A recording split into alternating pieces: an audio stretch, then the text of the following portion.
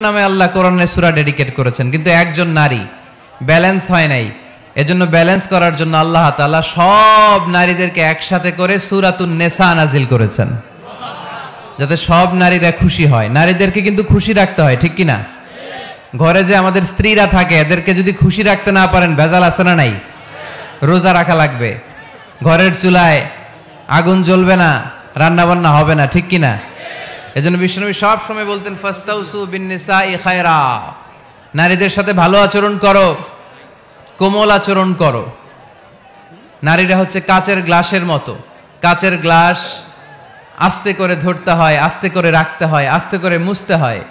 এটা নিয়ে জোর জবরদস্তি করলে এটা ভেঙে যায়, ঠিক কিনা? এজন্য নারীদের সাথে কোমল আচরণ করবেন, ভালোবাসার কথা বলবেন, আপনার স্ত্রীর কাছে আপনার ভালোবাসা প্রকাশ করবেন প্রাণ উজাড় করে। পারবেন? সবাই পারবেন তো? ওই যে ইয়াং ছেলেপেলেরা বিয়েই করে নাই, কয় জি পারমু, মানে আগে থেকেই রেডি। মাশাআল্লাহ, আল্লাহ তুমি কবুল করো। এই গার্লফ্রেন্ড বয়ফ্রেন্ড, এই পরকিয়া, এই বিবাহ বহির্ভূত কোনো সম্পর্কের সাথে আমরা নাই, ঠিক কিনা? আমরা বিয়ের মাধ্যমে পবিত্র বন্ধন নিয়ে জান্নাতে যেতে চাই, কারণ বিয়ের বন্ধনটা এটা জান্নাতি বন্ধন। আল্লাহ তাআলা সাইয়েদনা আদম আলাইহিস সালামকে বললেন, তুমি ইয়া আদম উসকুন আনতা ওয়া যাওজুকাল জান্নাহ, তুমি আর তোমার বউ মিলে জান্নাতে থাকো। তার মানে তাদের বিয়ে হয়েছিল জান্নাতে, আর বিয়ের সম্পর্কটা জান্নাতি সম্পর্ক। আলহামদুলিল্লাহ পড়েন। বিয়ের পরিস্থিতি, প্রিপারেশন এগুলোরে সহজ করে দিবেন, বিয়েকে কঠিন করবেন না।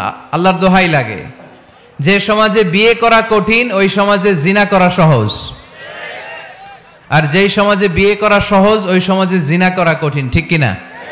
আপনি বাংলাদেশের উদাহরণে আসেন, বাংলাদেশে বিয়ে করা সহজ না কঠিন? কঠিন।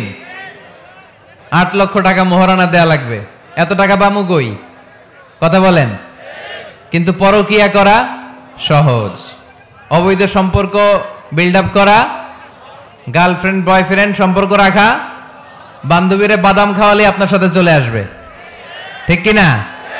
তার মানে অল্প পয়সায় এই হারাম সম্পর্কগুলোকে অর্জন করা যায়।